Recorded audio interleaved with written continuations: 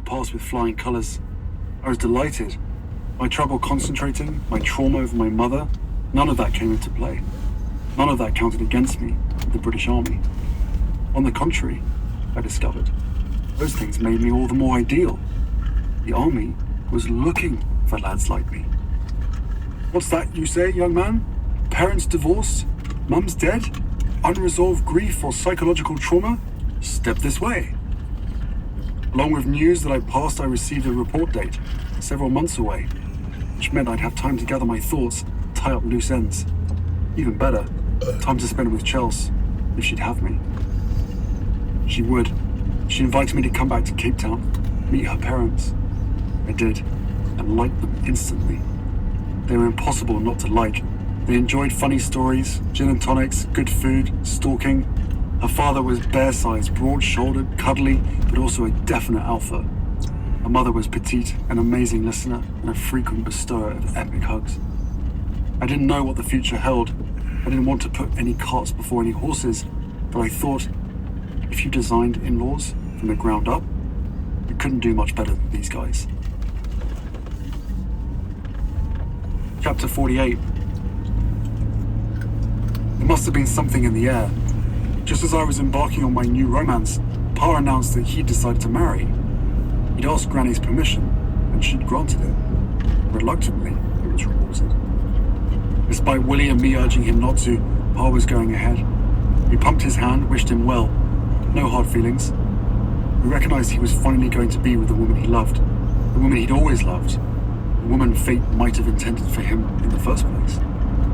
Whatever bitterness or sorrow we felt at the closing of another loop in Mummy's story, we understood that it was beside the point. Also, we sympathized with Pa and Camilla as a couple. They'd taken star-crossed to new levels. After years of thwarted longing, they were now just a few steps from happiness, and new obstacles kept appearing.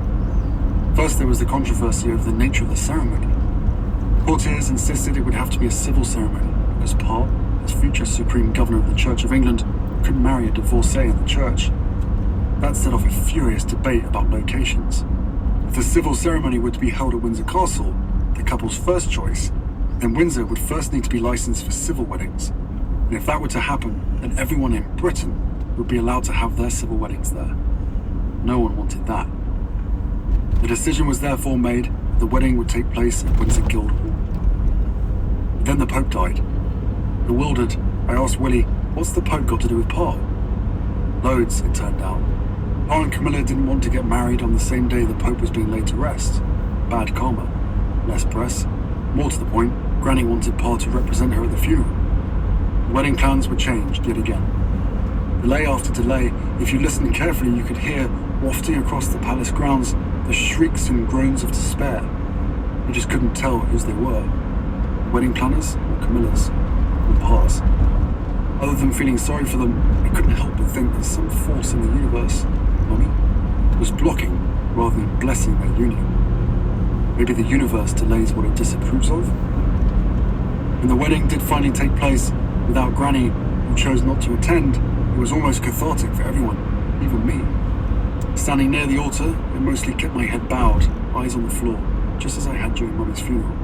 But I did sneak several long peeks at the groom and the bride, and each time I thought, good for you.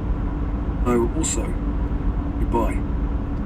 I knew without question that this marriage would take Pa away from us. Not in any real sense, not in any deliberate or malicious way, but nevertheless, away. He was entering a new space, a closed space, a tightly insular space.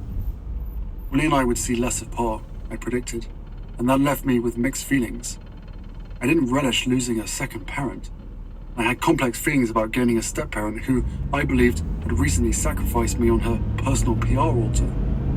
But I saw Pa's smile, and it was hard to argue with that, and harder still to deny the cause. Camilla.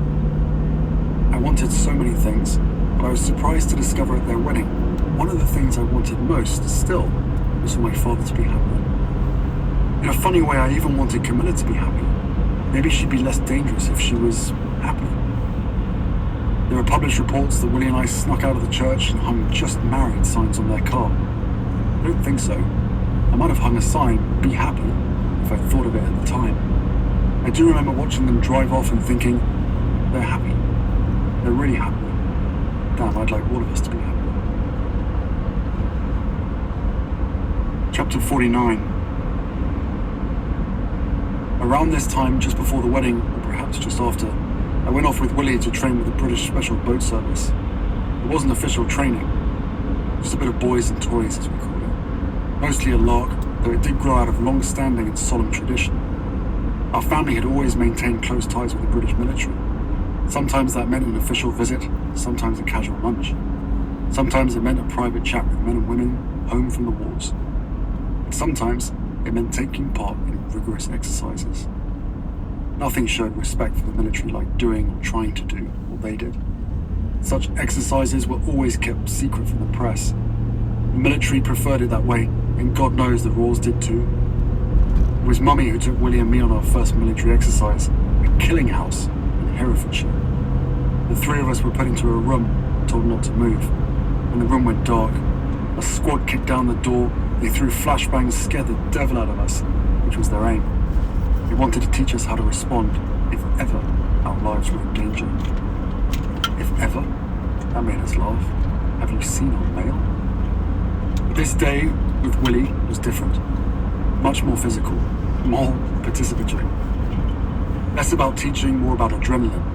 We raced across Poole Harbour on speedboats, attacked a frigate, clambered up its cable ladders while shooting 9mm MP5s loaded with paintball rounds. In one exercise, we scurried down a flight of metal stairs into the frigate's hold. Someone cut the lights to make it more interesting, I suppose. In the pitch dark, 4 steps from the bottom, I fell, landed on my left knee, which was immediately impaled on a fixed bolt sticking out of the floor. Blinding pain washed over me. I managed to get up, keep going, finish the drill, but at the end of the exercise, we jumped off the boat's helipad into the water, and I found my knee wasn't working. My whole leg wasn't working. When I got out of the water and stripped off my dry suit, Willie looked down and turned pale. My knee was gushing blood. Paramedics were there within minutes. The palace announced some weeks later that my entry into the army would be postponed indefinitely. Reporters demanded to know why. The palace comms team told them Prince Harry has injured his knee playing rugby. Reading the papers, my leg iced and elevated, I threw back my head and laughed. I couldn't help savoring one small particle of self-indulgent glee as the papers, for once, unwittingly printed a lie about me. They soon got their revenge, however. They began pushing a story that I was afraid to go into the army, that I was bunking off, using a fake knee injury as a way of stalling. I was, they said, a coward. Chapter 50. One of Willie's friends was having a birthday party in the countryside near Gloucestershire. More than a birthday party, it was a fancy dress party with a cringy theme. Natives and colonials. Guests were required to dress accordingly. January 2005. I didn't love fancy dress parties, and I couldn't stand themes. For Willie's last birthday, or the one before, he had a fancy dress party with a theme out of Africa. I found it irritating and baffling. Every time I'd gone to Africa, I'd worn shorts and a t-shirt, maybe a kakoi. Would that do, Willie? But this was magnitudes worse. Not one item of native or colonial garb hung in my wardrobe. I was crashing with Pa and Camilla, some days at St. James's, some days at Highgrove, largely living out of a suitcase, so I didn't give a damn about clothes. I looked most days as if I got dressed in a very dark and disordered room. Fancy dress party, therefore, with a theme, was my nightmare. Pass. Hard pass. Willie, however, insisted.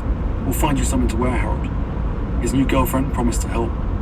I liked his new girlfriend. She was carefree, sweet, kind. She'd done a gap year in Florence, knew about photography, art, and clothes. She loved clothes. Her name was Kate. I forget what native or colonial thing she was wearing to the party, but with her help, Willie had chosen for himself some kind of feline outfit. Skin-tight leotard with, am I remembering this correctly, a springy, bouncy tail? He tried it on for us, and he looked like a cross between Tigger and Baryshnikov. Kate and I had a great time pointing our fingers at him and rolling around on the floor. It was ridiculous, especially in a three-way mirror. Ridiculous, they both said, was the point of the upcoming party. I liked seeing Kate laugh. Better yet, I liked making her laugh. I was quite good at it. My transparently silly side connected with her heavily disguised silly side. Whenever I worried that Kate was going to be the one to take Willie from me, I consoled myself with thoughts of all our future laughing fits together, and I told myself how great everything would be when I had a serious girlfriend who could laugh along with us. Maybe it would be Chelsea. Maybe, I thought, I could make Kate laugh with my costume. But what would it be? What's Harold going to be? This became our constant topic.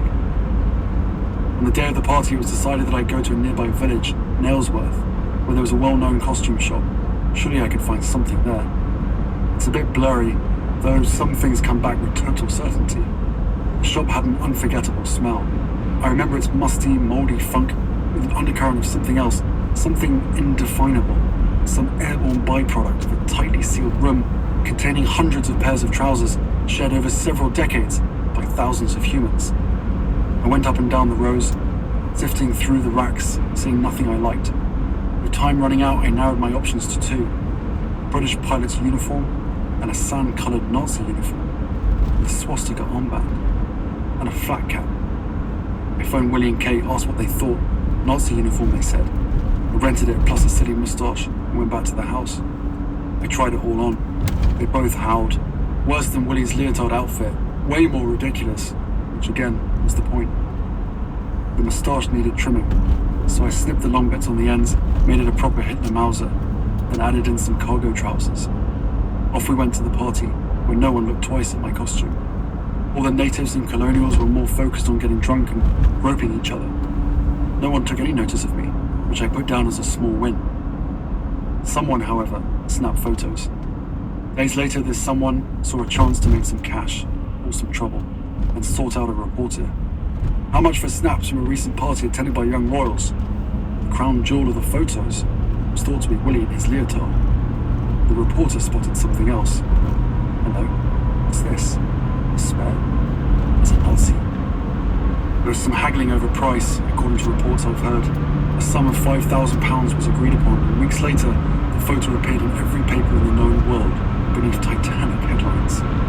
Heil Harry, Herr Aberrant, Royal Heil to pay.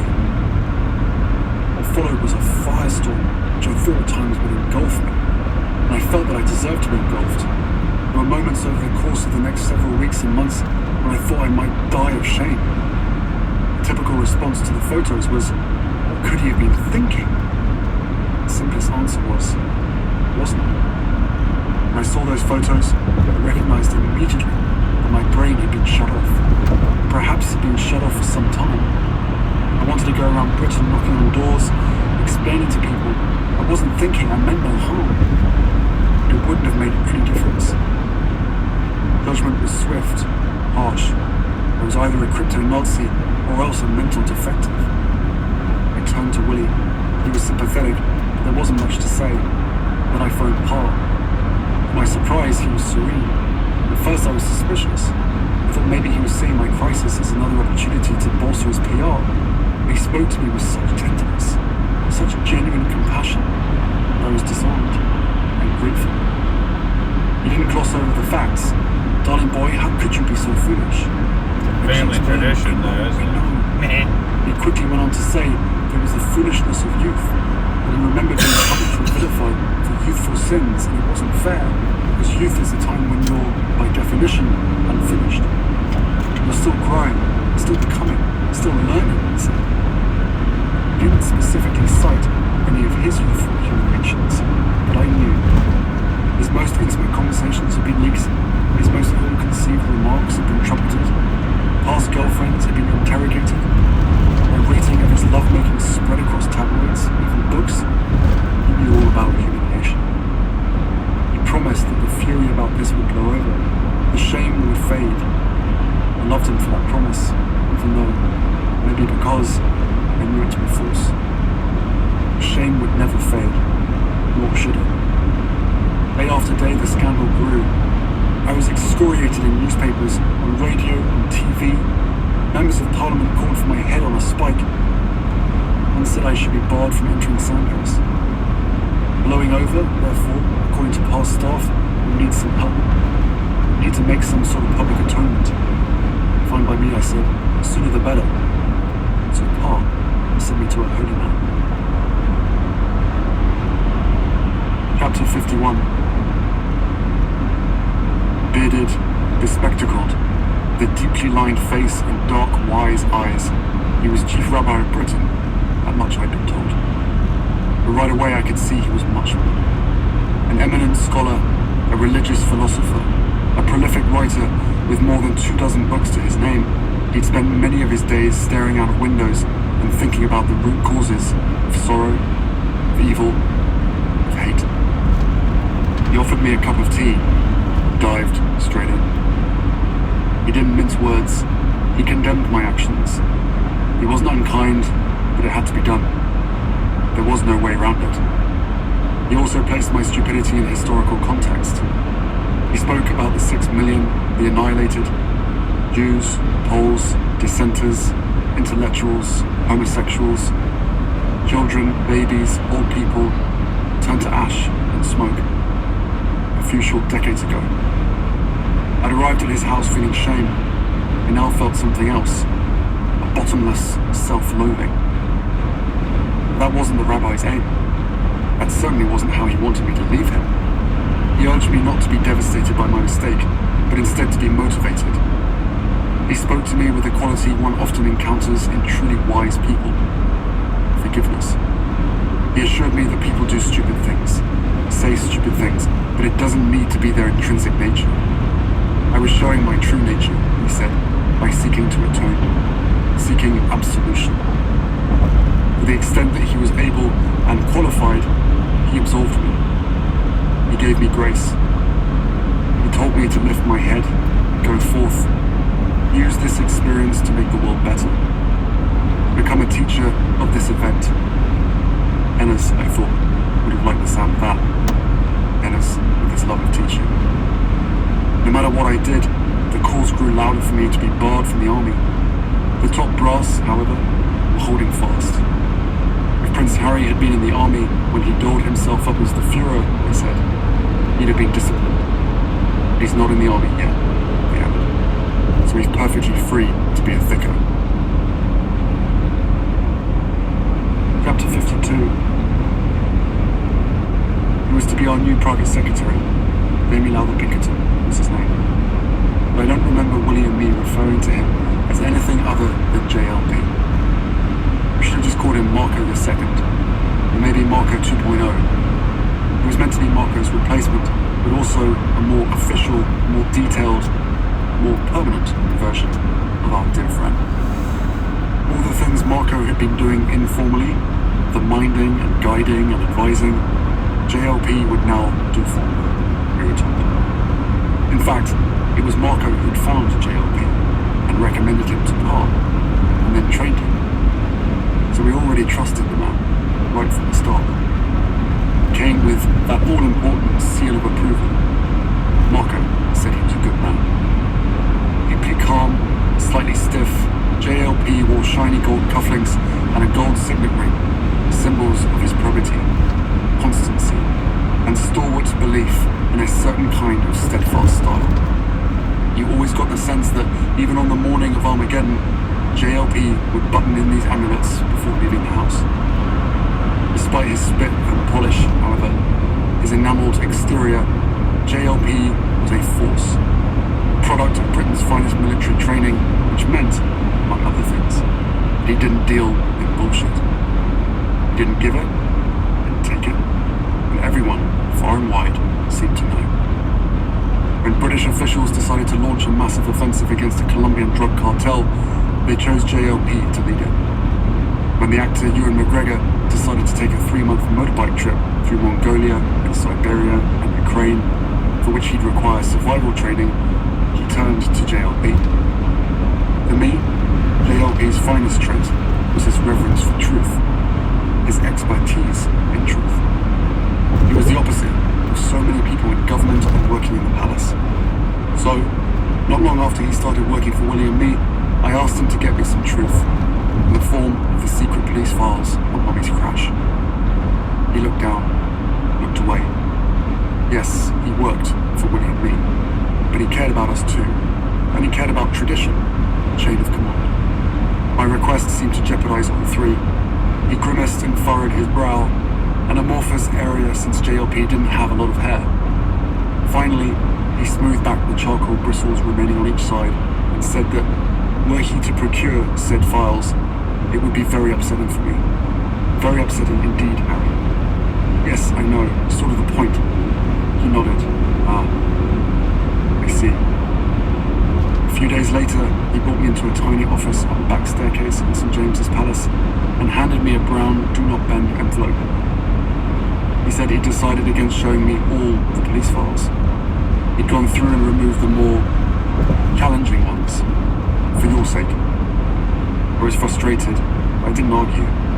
If JLP didn't think I could handle them, then I probably couldn't. I thanked him for protecting me. He said he'd leave me to it, then walked down. I took several breaths, opened the file. Exterior photos, outside the tunnel in which the crash occurred. Looking into the mouth of the tunnel. Interior photos, a few feet inside the tunnel. Deep interior photos, well inside the tunnel. Looking down the tunnel and out the other end. Finally, close-ups of the smashed Mercedes, which was said to have entered the tunnel around midnight and never emerged in one piece. All seemed to be police photos. Then I realized that many, if not most, were from Paps and other photographers at the scene. Paris police had seized their cameras. Some photos were taken moments after the crash, some much later. Some showed police officers walking about, others showed onlookers milling and gawping. All gave a sense of chaos, a disgraceful carnival atmosphere. Now came more detailed photos, clearer, closer, inside Mercedes. There was the lifeless body of Mummy's friend, whom I now knew to be her boyfriend. There was her bodyguard, who survived the crash, who had left him with gruesome injuries. And there was the driver slumped over the wheel. He was blamed by many for the crash, because there was allegedly alcohol in his blood, and because he was dead and couldn't answer. At last I came to the photos of Mummy. There were lights around her, auras, almost halos. Strange. The colour of the lights was the same colour as her hair, golden. I didn't know what the lights were. I couldn't imagine. Though I came up with all sorts of supernatural explanations. As I realised their true origin, my stomach clenched. Flashes. They were flashes. And within some of the flashes were ghostly visages and half-visages, paps and reflected paps and refracted paps on all the smooth metal surfaces of glass windscreens. Those men who'd chased her, they'd never stopped shooting her while she lay between the seats, unconscious or semi-conscious. And in their frenzy, they'd sometimes accidentally photographed each other. Not one of them was checking her, offering her help, not even comforting her. They were just shooting, shooting, shooting. I hadn't known, I hadn't dreamed. I'd been told the Paps chased Mummy, they'd hunted her like a pack of wild dogs. But I'd never dared to imagine that, like wild dogs, they'd also feasted on her defenseless body. I hadn't been aware, before this moment, that the last thing Mummy saw on this earth was a flashbulb. Unless, now I looked much closer at Mummy, her visible injuries. She was slumped, out of it, but generally fine. Better than fine. The dark blazer, her glowing hair, her radiant skin. Doctors at the hospital where she was taken couldn't stop remarking how beautiful she was. I stared, trying to make myself cry. I couldn't. She was so lovely, so alive. Maybe the photos JLP held back were more definitive. Maybe they showed death in cleaner terms. I didn't consider that possibility too closely. I slammed the folder shut and said, "She's hiding." I'd requested his file because I saw proof. The file proved nothing, except that Mummy was in a car crash, after which she looked generally unharmed, while those who chased her continued to harass her. That was all. Rather than proof, I discovered more reasons for rage. In that little office, seated before that wretched do not bend envelope, the red mist came down. And it wasn't a mist, it was a torrent. Chapter 53. I carried a small overnight bag containing a few personal items, plus one standard size ironing board, slung jauntily under my arm like a surfboard. The army had ordered me to bring it. From here on, my shirts and trousers would need to be crease-free. I knew as much about operating an ironing board as I did about operating a tank. Less, actually. That was now the army's problem. I was now the army's problem. I wished them luck. So did Pa. It was he who dropped me off in Camberley, Surrey, the Royal Military Academy at Sandhurst, May 2005. He stood to one side and watched me put on my red name tag, Wales, then sign in. Told reporters how proud he was, then extended his hand. "Off you go, darling boy." Photo op. Click. I was assigned to a platoon of 29 young men and women. Early the next day, after pulling on our new combats, we filed into an ancient room, hundreds of years old. You could smell the history. It seemed to come off the wood-paneled walls like steam. We recited an oath to the Queen. I swear allegiance to crown and country. The lad beside me shot an elbow into my ribs, but you say granny rather than green. I was the last time, for the next 5 weeks, that he or anyone else would venture a joke. There was nothing funny about boot camp. Boot camp, such a benign name for what happened. We were pushed to our limits, physically, mentally, spiritually. We were taken or dragged to a place beyond our limits, and then a bit further, by a stolid group of lovable sadists called colour sergeants. Large, loud, extremely masculine men, and yet they all had tiny little dogs. I've never heard or read an explanation for this, and I can't venture one. I'll only say that it was odd to see these testosterone-rich, mostly bald ogres cooing at their poodles, shih tzus, and pugs. I'd say they treated us like dogs, except they treated their dogs so much better. With us, they never said, "There's a good boy." They got up in our faces, shouted at us through the clouds of their aftershave, and never, ever let up. They belittled us, harassed us, shrieked at us, and made no secret of their intent. They meant to break us. If they couldn't break us, brilliant. Welcome to the army. If they could, even better. Better to know now. Better that they should break us than the enemy. They used a variety of approaches: physical duress, psychological intimidation, and humour. I remember one colour sergeant pulling me aside. "Mr. Wales, I was on guard one day at Windsor Castle wearing my bearskin, and along came a boy who kicked gravel on my boots, and that boy was you." I was joking. I wasn't sure I should laugh. I wasn't sure it was true. I didn't recognise him. I certainly didn't remember kicking gravel on any guardsman. But if it was true, I apologise and hope we can put it behind us. Within 2 weeks, several cadets had tapped out. We woke to find their beds made, their stuff gone. No one thought less of them. The shit wasn't for everybody. Some of my fellow cadets would confess before lights out that they feared being next. I never did, however. I was, for the most part, fine. Boot camp was no picnic, but I never wavered in my belief that I was exactly where I was meant to be. They can't break me, I thought. Is it, I wondered, because I'm already broken? Also, no matter what they did to us, it was done away from the press. So for me, every day was a kind of holiday. The training centre was like Club H. No matter what the colour sergeants dished out, there was always the compensatory bonus of notepads. Nothing could really hurt me in a place where the press couldn't find me. And then they found me. A reporter from The Sun sneaked onto the grounds and shambled around holding a phony bomb, trying to prove what? No one knew. The Sun said their reporter, this faux flaneur, was trying to expose the training centre's lax security to prove that Prince Harry was in danger. The truly scary part was that some readers actually believed their rubbish. Chapter 54. Every day, upon waking at 5 a.m, we were forced to down a huge bottle of water. The bottle was army issued, black plastic, a leftover from the Boer War. The liquid inside tasted of first-generation plastic and piss. Thus, it was piss warm. So after the guzzling, moments before setting out on our morning run, some of us would fall to the ground and vomit the water straight back up. No matter.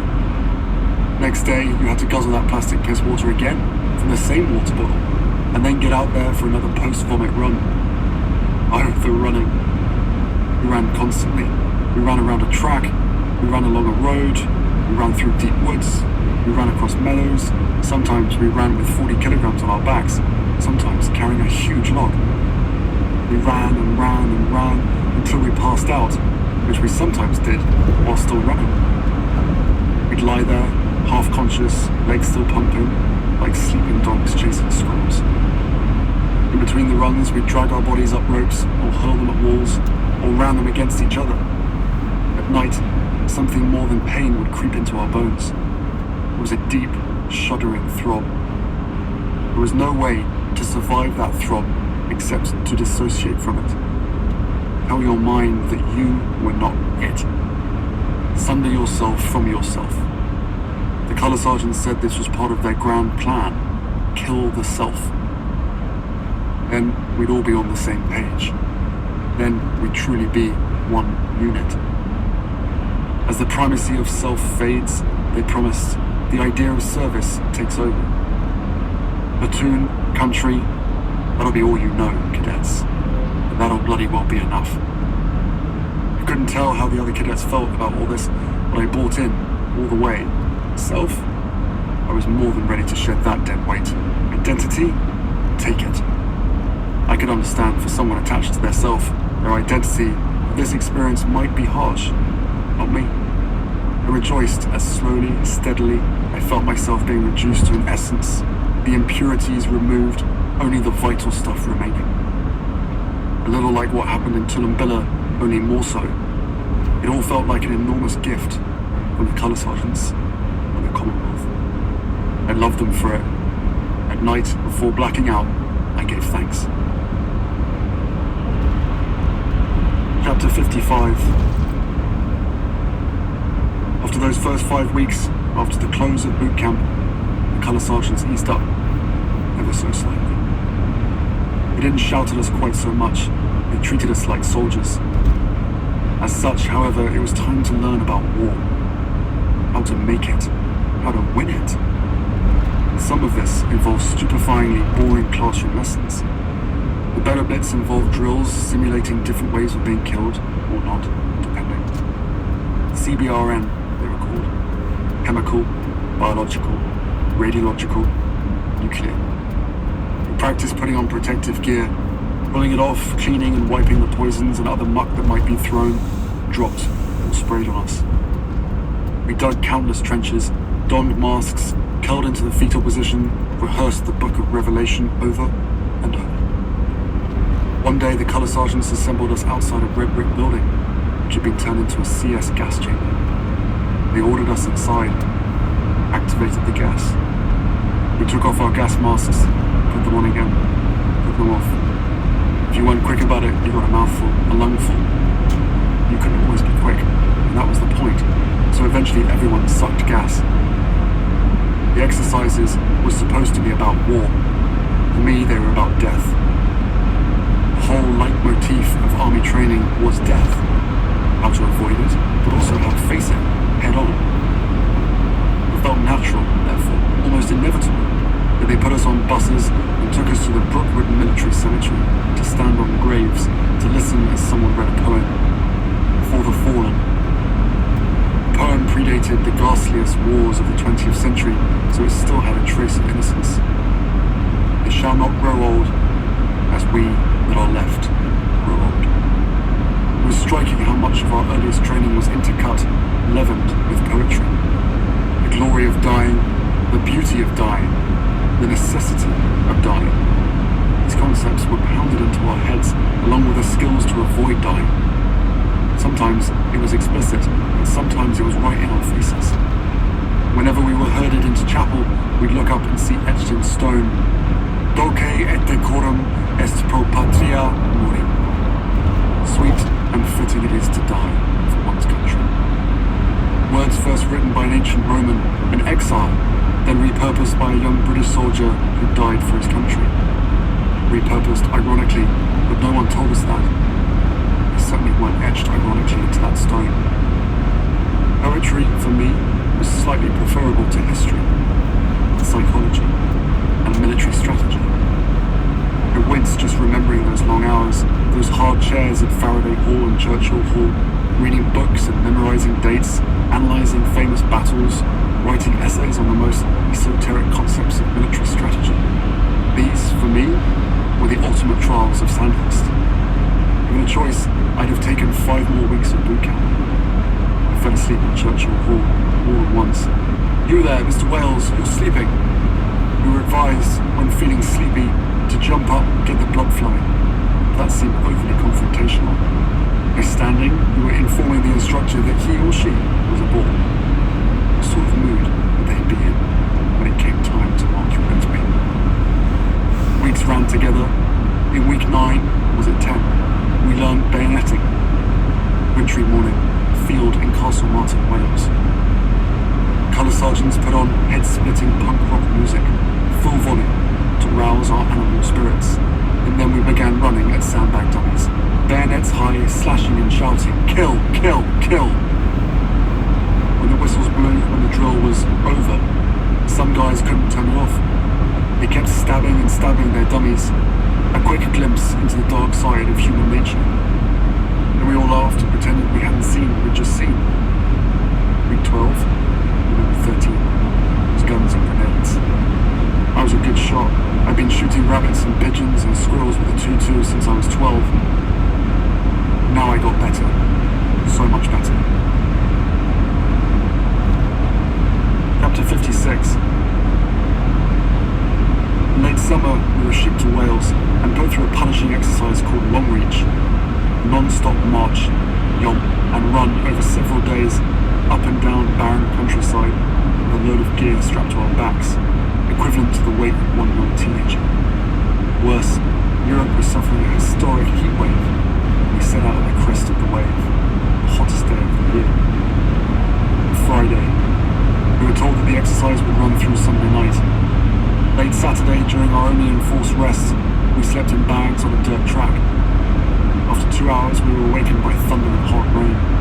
I was in a team of 5, and we stood up, held our faces to the rain, drinking the drops. It felt so good. Then we were wet.